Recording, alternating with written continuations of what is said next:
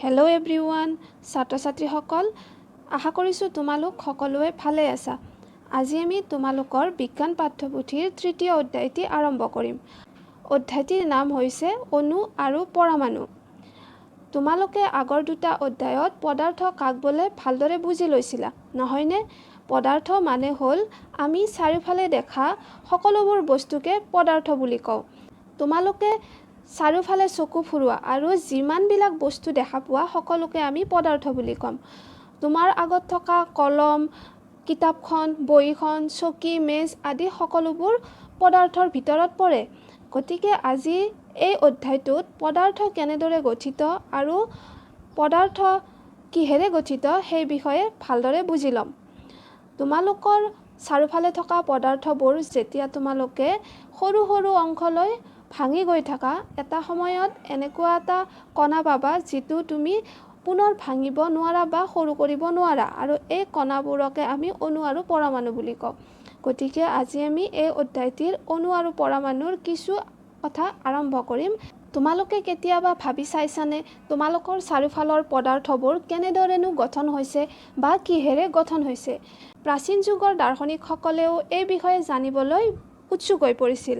পদাৰ্থৰ এই অজ্ঞাত আৰু দৃষ্টিৰ অগোচৰ অৱস্থাটোৱে প্ৰাচীন ভাৰতীয় আৰু গ্ৰীক দাৰ্শনিকসকলক সদায়ে বিস্ময়িত কৰি আহিছিল, আৰু তেওঁলোকে জানিবলৈ ইচ্ছা কৰিছিল যে পদাৰ্থ এটা কিহেৰে গঠিত আৰু ভাঙি গৈ থাকিলে পদাৰ্থৰ একেবাৰে সৰু কণাটোনো কেনেদৰে পাম। পদাৰ্থৰ বিভাজ্যতাৰ এই ধাৰণাটো ভাৰতত খ্ৰীষ্টপূৰ্ব ৫০০ চনৰ পৰাই বিবেচনা কৰা হৈছিল, আৰু ভাৰতীয় দাৰ্শনিকসকলে প্ৰায়ে এই বিষয়ে গৱেষণা কৰি আহিছিল।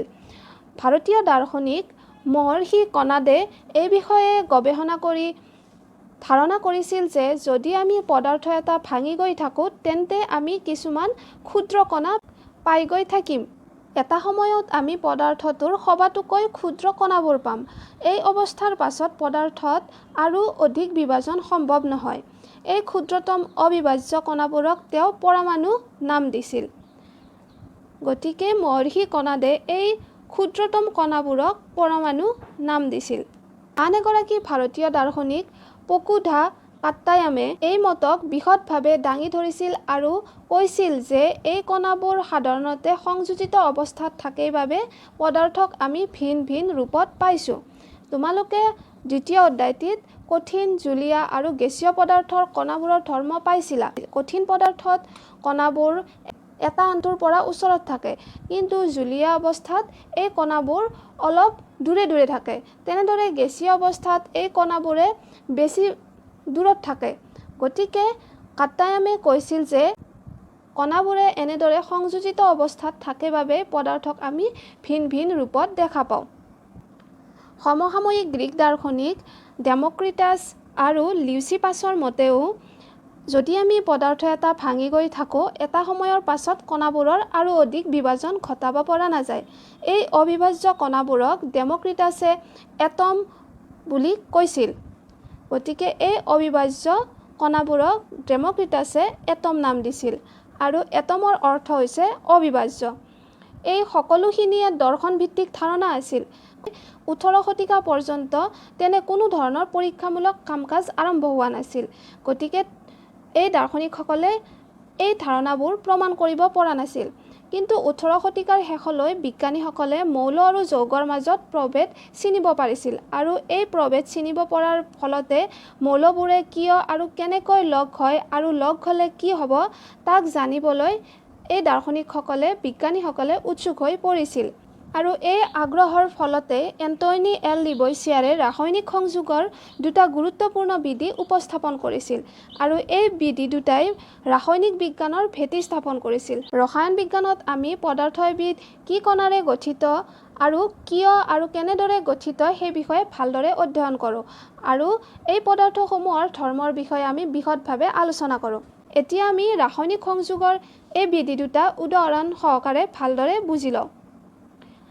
বহু পৰীক্ষা নিৰীক্ষাৰ অন্তত লেবয়ছিয়াৰ আৰু জোচেফ এল প্ৰাউষ্টে তলৰ ৰাসায়নিক সংযোগৰ বিধি দুটা প্ৰতিষ্ঠা কৰিছিল। ইয়াৰ প্ৰথম বিধিটো হৈছে ভৰৰ নিত্যতা বিধি। ভৰৰ নিত্যতা বিধি মতে ৰাসায়নিক বিক্ৰিয়া এটাত ভৰৰ সৃষ্টি বা বিনাশ হ'ব নোৱাৰে। তোমালোকে ইয়াতে ৰাসায়নিক বিক্ৰিয়া শব্দটো পাইছা। তোমালোকে এই ৰাসায়নিক বিক্ৰিয়া শব্দটো ইতিমধ্যে পাই আহিছা। গতিকে প্ৰথমতে আমি ৰাসায়নিক বিক্ৰিয়ানো কি সেই বিষয়ে অলপ ভালদৰে বুজি লওঁ। তোমালোকে ইয়াৰ পিছত 10ম শ্ৰেণীতো ৰাসায়নিক বিক্ৰিয়াৰ বিষয়ে বিশদভাৱে পাবা, কিন্তু আমি এই অধ্যায়টো বুজি পাবৰ কাৰণে ৰাসায়নিক বিক্ৰিয়াৰ বিষয়ে কিছু কথা জানি ল'ব লাগিব। ৰাসায়নিক বিক্ৰিয়া মানেনো কি? আমি ৰাসায়নিক পৰিৱৰ্তনৰ বিষয়ে বুজি লৈছিলোঁ। আমাৰ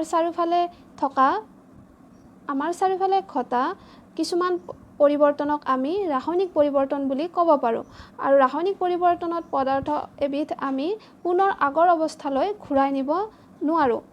তেনেদৰে ৰাসায়নিক বিক্ৰিয়া হ'ল ৰাসায়নিক পৰিৱৰ্তনৰে আন এটা নাম। তোমালোকে ৰাসায়নিক বিক্ৰিয়াক ৰাসায়নিক পৰিৱৰ্তন বুলিও ক'ব পাৰা। আৰু ৰাসায়নিক পৰিৱৰ্তনত এটা পদাৰ্থই আন এটা পদাৰ্থৰ লগত বিক্ৰিয়া কৰিব লাগিছিল, আৰু এনেদৰে আন এটা পদাৰ্থৰ লগত লগ লগাৰ ফলত পদাৰ্থবিধৰ পৰিৱৰ্তন হয়, অৰ্থাৎ ৰাসায়নিক পৰিৱৰ্তন হয়, আৰু এই ৰাসায়নিক পৰিৱৰ্তনকে ৰাসায়নিক বিক্ৰিয়া বুলি কয়। গতিকে ৰাসায়নিক বিক্ৰিয়া মানে হ'ল দুই বা তাতোধিক পদাৰ্থ ৰাসায়নিকভাৱে মিলিত হৈ বা কেতিয়াবা এটা পদাৰ্থ ভাঙি দুই বা তাতোধিক ভিন্ন ভৌতিক বা ৰাসায়নিক ধৰ্মবিশিষ্ট নতুন পদাৰ্থৰ সৃষ্টি হোৱা প্ৰক্ৰিয়াক ৰাসায়নিক বিক্ৰিয়া বুলি কোৱা হয়। উদাহৰণ হিচাপে আমি ক'ব পাৰোঁ হাইড্ৰজেন আৰু অক্সিজেন যোগ হৈ পানী উৎপন্ন কৰে। ইয়াতে হাইড্ৰজেন আৰু অক্সিজেন গেছীয় পদাৰ্থ, আনহাতে নতুনকৈ উৎপন্ন হোৱা পদাৰ্থ পানী হ'ল জুলীয়া অৱস্থাত পোৱা এবিধ পদাৰ্থ। এনেদৰে ৰাসায়নিক বিক্ৰিয়া এটাত পদাৰ্থৰ ভৌতিক অৱস্থাৰ পৰিৱৰ্তন হয়, লগতে ৰাসায়নিক অৱস্থাৰো পৰিৱৰ্তন হয়। এই বিক্ৰিয়াটোত হাইড্ৰজেনৰ দুটা অণু লগ লাগিছে আৰু অক্সিজেনৰ এটা অণু লগ লাগিছে, আৰু লগ লাগি পানীৰ দুটা অণু গঠন হৈছে। আনহাতে যদি তুমি অক্সিজেন অকল O লিখা, তেতিয়া আমি ইয়াক পৰমাণু বুলি ক'ম। কিন্তু যদি অক্সিজেনৰ তলত তুমি 2 দিয়া, তেতিয়া ইয়াক আমি অণু বুলি ক'ম। তোমালোকে অনুমান কৰিব পাৰিছা যে পৰমাণু লগ হৈ অণুৰ সৃষ্টি হয়।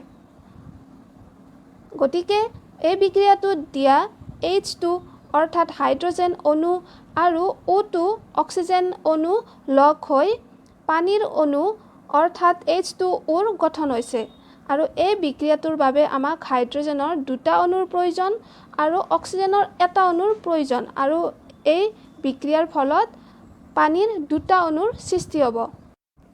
যদি আমি হাইড্ৰজেন এনেকৈ লিখোঁ, তেতিয়া আমি ইয়াক ক'ম হাইড্ৰজেন পৰমাণু। আনহাতে যদি মই হাইড্ৰজেনৰ তলত 2 লিখোঁ, তেতিয়া ক'ম হাইড্ৰজেন অণু। আনহাতে যদি মই আগত 2 লিখোঁ, তেতিয়া আমি ক'ব পাৰিম যে ইয়াতে দুটা হাইড্ৰজেন অণু আছে। গতিকে আমি ক'ব পাৰোঁ যে এটাতকৈ বেছি পৰমাণু লগ হৈ অণুৰ সৃষ্টি কৰে। আকৌ আমি মৌল আৰু যৌগৰ বিষয়ে পঢ়িছিলোঁ। গতিকে H2 আমি মৌল বুলি ক'ব পাৰোঁ, যিহেতু H2 অৰ্থাৎ হাইড্ৰজেনত দুটা একেধৰণৰ পৰমাণু অৰ্থাৎ হাইড্ৰজেন লগ হৈ সৃষ্টি হৈছে। তেনেদৰে O2কো আমি মৌল বুলি ক'ব পাৰোঁ, যিহেতু O2ত একেধৰণৰ পৰমাণু অৰ্থাৎ অক্সিজেনৰ পৰমাণু লগ হৈ O2 অণুৰ সৃষ্টি হৈছে। আনহাতে পানীৰ অণুক H2Oক আমি যৌগ বুলি ক'ম, যিহেতু পানীৰ অণুত দুটা বেলেগ ধৰণৰ পৰমাণু অৰ্থাৎ হাইড্ৰজেনৰ দুটা পৰমাণু আৰু অক্সিজেনৰ এটা পৰমাণু লগ হৈ H2O অণুৰ সৃষ্টি হৈছে। গতিকে ভৰৰ নিত্যতা বিধিমতে ৰাসায়নিক বিক্ৰিয়া এটাত ভৰৰ সৃষ্টি বা বিনাশ হ'ব নোৱাৰে। যদি আমি উদাহৰণ সহকাৰে বুজি লওঁ, ভালদৰে বুজি পাম। আমি সচৰাচৰ দেখা বিক্ৰিয়া এটাই উদাহৰণ হিচাপে লওঁ। আমি এটা চিনাকি বিক্ৰিয়াৰ সহায়ত এই বিধিটো বুজি লওঁ। আমি জানো যে হাইড্ৰজেন আৰু অক্সিজেন লগ হৈ পানী সৃষ্টি হয়। এই বিক্ৰিয়াটোত আমাক দুটা হাইড্ৰজেনৰ অণু লাগিব আৰু এটা অক্সিজেনৰ অণু লাগিব, আৰু এনেদৰে দুটা হাইড্ৰজেন অণু আৰু এটা অক্সিজেন অণু লগ হৈ দুটা পানীৰ অণুৰ সৃষ্টি কৰে। আমি জানো যে সকলোবোৰ পদাৰ্থৰে নিৰ্দিষ্ট ভৰ থাকে। পদাৰ্থবিধ বহু সৰুৱে নহওক কিয়, নতুবা বহু ডাঙৰে নহওক কিয়। তেনেদৰে হাইড্ৰজেন, অক্সিজেন আদি পৰমাণুসমূহৰো নিজা ভৰ আছে, আৰু এই পৰমাণুৰ ভৰবোৰক পাৰমাণৱিক ভৰ বুলি কওঁ, যিটো আমি যাৰ বিষয়ে আমি পিছত ভালদৰে বুজি ল'ম। গতিকে হাইড্ৰজেনৰ পৰমাণুৰ ভৰক 1 বুলি কওঁ আৰু অক্সিজেনৰ পৰমাণু ভৰ হ'ল 16। তোমালোকে এই ভৰবিলাক মনত ৰাখিব লাগিব আৰু তোমালোকক দিয়াই থাকিব। গতিকে এই বিক্ৰিয়াটোত দুটা হাইড্ৰজেন অণু লগ লাগি আৰু এটা অক্সিজেন অণু লগ লাগিছে। যিহেতু হাইড্ৰজেন পৰমাণুৰ এটা পৰমাণুৰ ভৰ 1, গতিকে দুটা হাইড্ৰজেন পৰমাণুৰ ভৰ হ'ব 2 আৰু যিহেতু ইয়াতে দুটা অণু আছে গতিকে আমি ইয়াক 2ৰে পূৰণ কৰিম। আনহাতে অক্সিজেনৰ এটা পৰমাণুৰ ভৰ 16, যিহেতু অক্সিজেন অণুত দুটা পৰমাণু লগ লাগি আছে গতিকে দুটা অক্সিজেন পৰমাণুৰ ভৰ হ'ব 2 পূৰণ 16। তেনেদৰে পানীৰ অণুত দুটা হাইড্ৰজেন পৰমাণু আৰু এটা অক্সিজেন পৰমাণু লগ হৈ আছে আৰু গতিকে দুটা হাইড্ৰজেনৰ পৰমাণুৰ ভৰ হ'ব 2 আৰু এটা অক্সিজেন পৰমাণুৰ ভৰ হ'ব 16 আৰু এই দুটা ভৰ লগ লাগি হ'ব 18। আৰু যিহেতু ইয়াতে দুটা পানীৰ অণু আছে গতিকে আমি ইয়াক 2ৰে পূৰণ কৰিম। তোমালোকে দেখিলা যে বিক্ৰিয়ক পদাৰ্থৰ মুঠ ভৰ হৈছে 36 গ্ৰাম, বিক্ৰিয়াজাত পদাৰ্থৰ মুঠ ভৰ হৈছে 36 গ্ৰাম। ইয়াতে ভৰৰ সৃষ্টিও হোৱা নাই নতুবা ভৰৰ বিনাশো হোৱা নাই বা ভৰ কমি যোৱা নাই। গতিকে আমি ক'ব পাৰোঁ যে ৰাসায়নিক বিক্ৰিয়া এটাত ভৰৰ সৃষ্টি বা বিনাশ হ'ব নোৱাৰে। ৰাসায়নিক সংযোগৰ দ্বিতীয় বিধিটো হৈছে স্থিৰানুপাত বিধি। স্থিৰানুপাত বিধি মতে এটা ৰাসায়নিক যৌগত মৌলসমূহ সদায়ে নিৰ্দিষ্ট ভৰৰ অনুপাতত থাকে। আমি আগৰ উদাহৰণটোৰে বুজি লওঁ। এই উদাহৰণটোৰ মতে দুটা হাইড্ৰজেন অণু লগ লাগি আৰু এটা অক্সিজেন অণু লগ লাগি দুটা পানীৰ অণুৰ সৃষ্টি হৈছিল। এই বিক্ৰিয়াটোত যদি আমি বিক্ৰিয়ক পদাৰ্থ দুটাৰ ভৰৰ অনুপাত উলিয়াওঁ তেন্তে পাম 4:32 আৰু এই 4:32ক আমি যদি সৰল কৰি চাওঁ তেন্তে পাম 1:8, অৰ্থাৎ পানী উৎপন্ন হোৱা বিক্ৰিয়াটোত হাইড্ৰজেন আৰু অক্সিজেনে লগ হ'ব লাগিব আৰু এই হাইড্ৰজেন আৰু অক্সিজেনে সদায় 1:8 ভৰৰ অনুপাততহে লগ লাগি থাকে। তেনেদৰে তোমালোকে জানা যে কাৰ্বন ডাই অক্সাইডক আমি CO2 বুলিও ক'ব পাৰোঁ, অৰ্থাৎ কাৰ্বন ডাই অক্সাইডৰ সংকেতটো হৈছে CO2। অক্সাইড এটা কাৰ্বন পৰমাণু আৰু দুটা অক্সিজেন পৰমাণু লগ লাগি এটা কাৰ্বন ডাই অক্সাইডৰ অণুৰ সৃষ্টি হয়। গতিকে কাৰ্বন ডাই অক্সাইড পাবৰ কাৰণে আমি কাৰ্বন আৰু অক্সিজেনৰ মাজত বিক্ৰিয়া ঘটাব লাগিব আৰু এই বিক্ৰিয়াটোৰ বিক্ৰিয়ক পদাৰ্থ দুটা হ'ব কাৰ্বন আৰু অক্সিজেন। কাৰ্বনৰ ভৰ হৈছে 12, আনহাতে অক্সিজেনৰ আমি ভৰ পালোঁ যে 16 আৰু যিহেতু ইয়াতে দুটা অক্সিজেন পৰমাণু আছে গতিকে অক্সিজেনৰ এটা অণুৰ ভৰ হ'ব 32। 12 আৰু 32ক যদি আমি সৰল কৰোঁ তেন্তে পাম 6, 16, 3, 8, অৰ্থাৎ কাৰ্বন ডাই অক্সাইডত কাৰ্বন আৰু অক্সিজেন 3:8 অনুপাতত ভৰৰ অনুপাতত লগ হৈ থাকে। গতিকে আমি বুজিলোঁ যে ৰাসায়নিক যৌগত ৰাসায়নিক পদাৰ্থ এটা উৎপন্ন হওঁতে মৌলসমূহ সদায়ে নিৰ্দিষ্ট ভৰৰ অনুপাততহে লগ লাগি থাকে। যেনেদৰে নতুন যৌগ পানী গঠন হওঁতে অক্সিজেন আৰু হাইড্ৰজেন সদায় 1:8 অনুপাতত লগ হৈ থাকে, তেনেদৰে যৌগ কাৰ্বন ডাই অক্সাইড গঠন হওঁতেও কাৰ্বন আৰু অক্সিজেন 3:8 ভৰৰ অনুপাততহে লগ লাগি থাকে। সেই সময়ত বিজ্ঞানীসকলৰ বাবে পৰৱৰ্তী সমস্যাটো আছিল এই বিধিসমূহ সঠিকভাৱে ব্যাখ্যা কৰাটো। ব্ৰিটিছ ৰসায়নবিদ জন ডেল্টনে পদাৰ্থৰ প্ৰকৃতিৰ ওপৰত এক মৌলিক তত্ত্ব আগবঢ়াইছিল।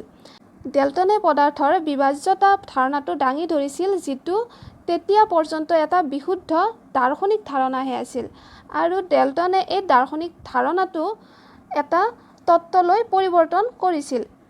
গ্ৰীকসকলে দিয়া এটম নামটোৱে তেওঁ লৈছিল আৰু এই এটমবোৰক তেওঁ ক্ষুদ্ৰতম কণা বুলি কৈছিল।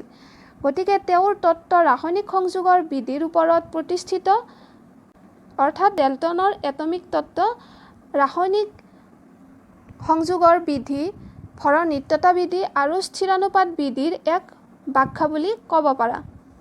ডেল্টনৰ এই তত্ত্বসমূহ ডেল্টনৰ পৰমাণুবাদ বুলিও কোৱা হয়।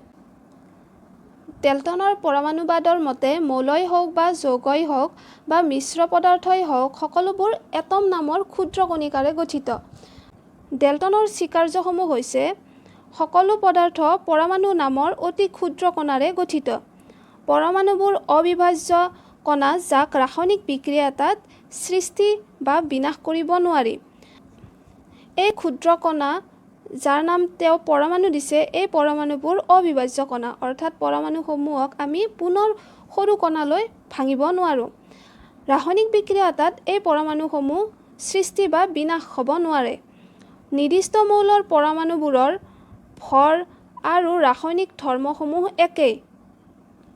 যেনে হাইড্ৰজেন মৌল দুটা হাইড্ৰজেন পৰমাণু লগলাগি সৃষ্টি হয় আৰু এই মৌলত থকা দুটা হাইড্ৰজেন পৰমাণুৰ ভৰ আৰু ৰাসায়নিক ধৰ্ম একেই হ'ব। বেলেগ বেলেগ মৌলৰ পৰমাণুবোৰৰ ভৰ আৰু ৰাসায়নিক ধৰ্মসমূহ বেলেগ বেলেগ হয়। যেনে অক্সিজেন মৌল এটাত দুটা অক্সিজেন পৰমাণু লগলাগি থাকে। হাইড্ৰজেন মৌলৰ ধৰ্ম আৰু অক্সিজেন মৌলৰ ধৰ্ম সদায় বেলেগ হ'ব আৰু ভৰো বেলেগ বেলেগ হ'ব। যৌগ গঠনৰ বাবে পৰমাণুবোৰে অখণ্ড সংখ্যাৰ সৰল অনুপাতত যোজিত হয়। আমি লোৱা আগৰ উদাহৰণটোত হাইড্ৰজেন আৰু অক্সিজেন লগ হৈ পানী সৃষ্টি কৰিছিল। গতিকে এই নতুন যৌগ পানী সৃষ্টি হওঁতে হাইড্ৰজেন আৰু অক্সিজেন পৰমাণু অখণ্ড সংখ্যাৰ সৰল অনুপাতত যোজিত হৈছিল।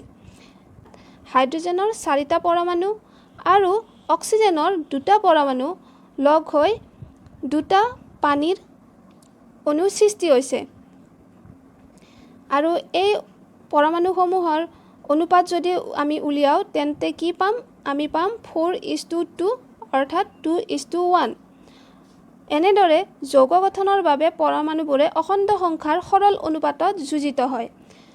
নিৰ্দিষ্ট যৌগ এটাত পৰমাণুবোৰৰ আপেক্ষিক সংখ্যা আৰু প্ৰকাৰ স্থিৰ থাকে।